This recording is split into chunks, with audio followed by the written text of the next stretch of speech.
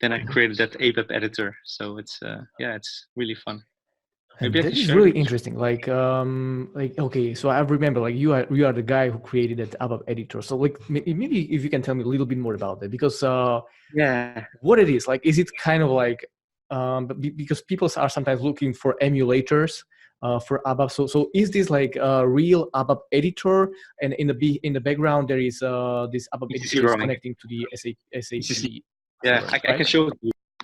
Share it. Yeah, do you see my screen right now? Yeah, right now, yes, perfect. Okay, this is what I created.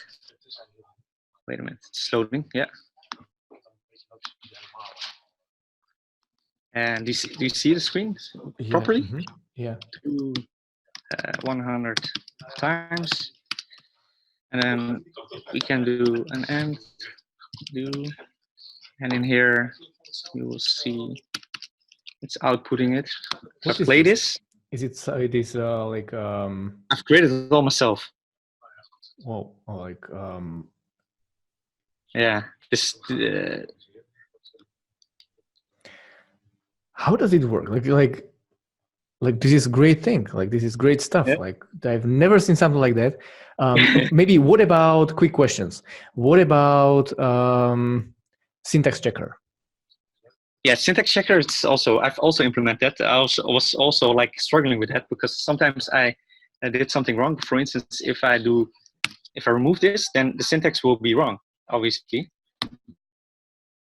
if I played it, yeah. You see my screen still? Okay. Okay. So you display syntax error right in the main program.